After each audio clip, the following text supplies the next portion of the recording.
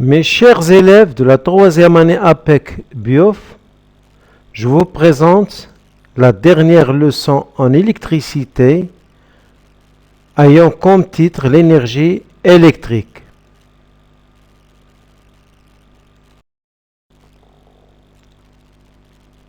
Les objectifs d'apprentissage. À la fin de cette leçon, tu dois être capable de connaître l'expression de l'énergie électrique et ses unités légales, c'est-à-dire l'unité internationale, c'est dans le système international, et les unités les plus utilisées. Savoir que l'énergie électrique consommée par un appareil de chauffage se transforme en énergie thermique, c'est-à-dire dégagement de la chaleur. Déterminer l'énergie électrique consommée par un appareil de chauffage.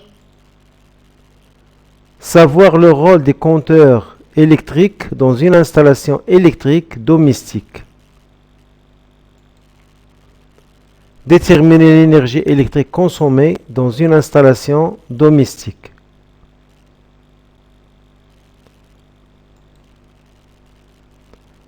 Notion énergie électrique. On va donner la définition. L'énergie électrique notée E, consommée par un appareil électrique ayant une puissance nominale P et qui fonctionne pendant une durée de temps T, est donnée par la relation suivante. E égale P qui multiplie T.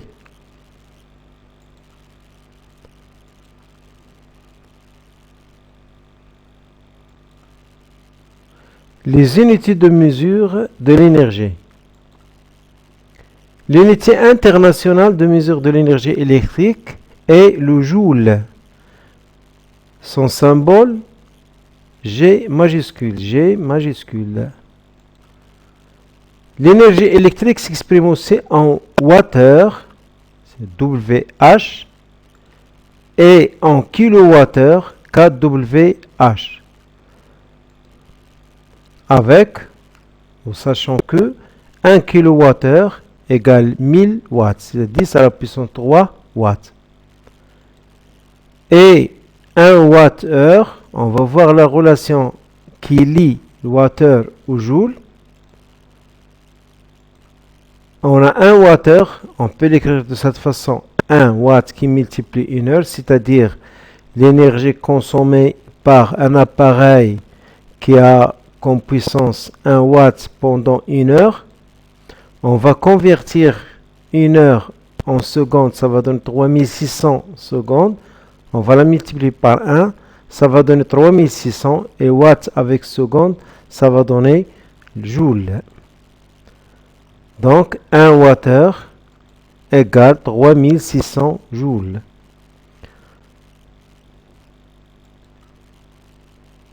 Remarque. Pour calculer l'énergie E en joules, on doit exprimer la puissance P en watts et la durée T en secondes.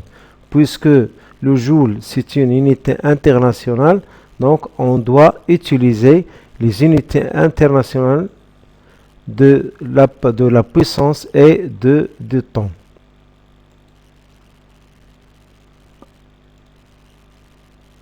Donc si on prend la puissance en watts et T en secondes, E sera en joules. Si on a la puissance en watts et le temps en heures, directement on va écrire wattheure. Si on a la puissance en kilowatts et T en heures, on aura kilowattheure.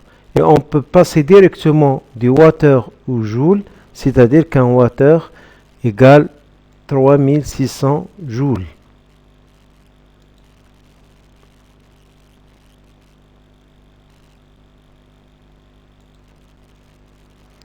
L'énergie consommée par un appareil de chauffage.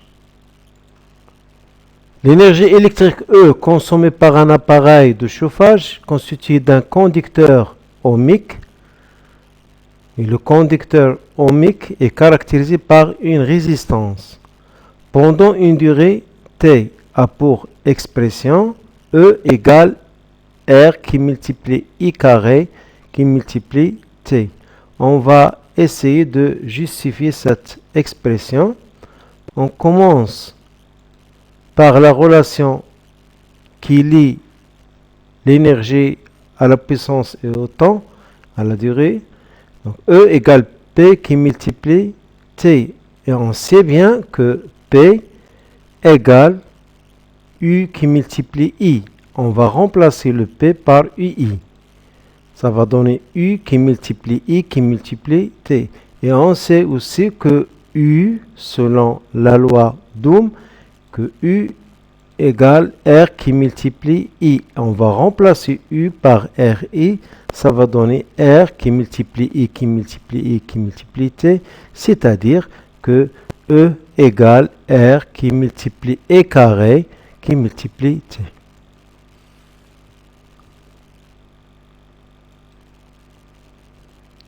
L'énergie électrique dans une installation domestique. L'énergie électrique E consommée par les appareils électriques dans une installation électrique domestique est mesurée à l'aide d'un compteur électrique.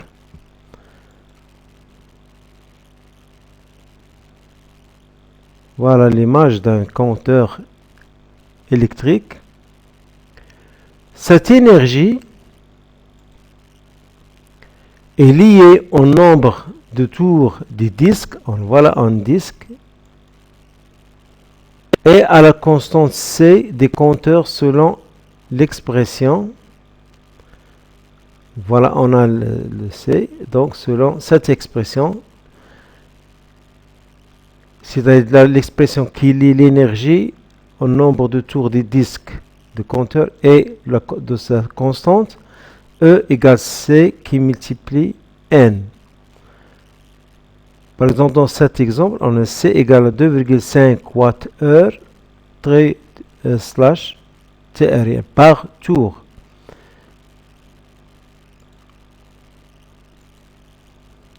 La constante C des compteurs électriques correspond à l'énergie consommée lorsque le disque des compteurs effectue un tour. Pour cet exemple, ici, on a pour un tour correspond à 2,5 Wh. 2 tours correspond à 5. Si on a 10 tours, ça va donner 25 Wh. Elle est exprimée en Wh. Et à partir de cette unité, on peut extraire la relation, c'est que C égale l'énergie parce que Wh c'est une unité de l'énergie. Et tour, c'est le nombre de tours, c'est-à-dire N. On a E sur N égale C. Remarque, l'énergie électrique totale consommée dans une installation domestique est égale à la somme des énergies électriques consommées par chaque appareil pendant une période donnée. Par exemple, cette énergie E1, c'est l'énergie consommée par le réfrigérateur, par exemple. E2, c'est consommé par la lampe du salon ou d'une chambre. E3, par exemple, c'est l'énergie consommée par un four, et ainsi de suite. Exercice d'application. Calculer en watts et en joules l'énergie électrique consommée par un fer à repasser de puissance nominale 3 kW quand il fonctionne pendant 30 minutes. On calcule cette énergie. On sait que E égale P qui multiplie T. P, c'est 3 kW et T égale 30 minutes. On va application numérique.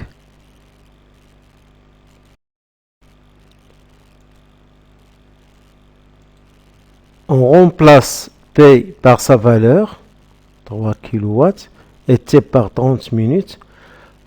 Pour calculer cette énergie en wattheure, cette puissance doit être en watts et pour le T doit être en secondes.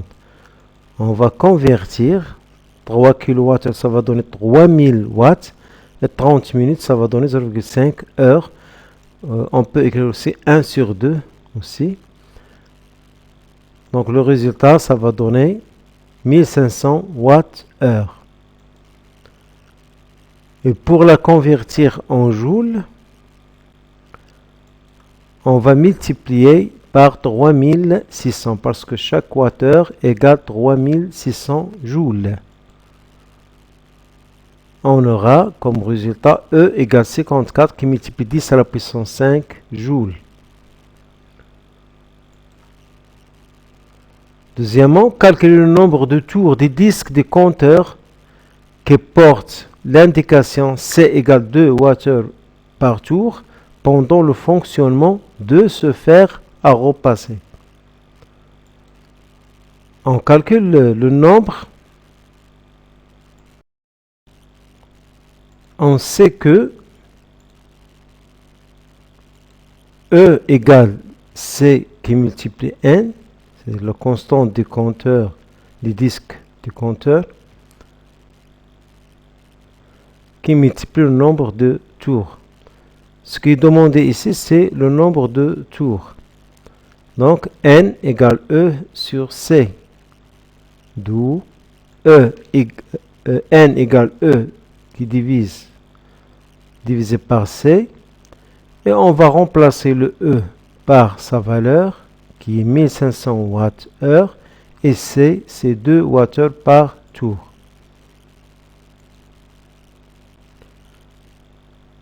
On simplifie par wattheure, reste TR, TR qui est le nombre de tours, qui est ça va donner le nombre de tours bien sûr. Donc 1500 divisé par 2, ça va donner 550 tours. Et à bientôt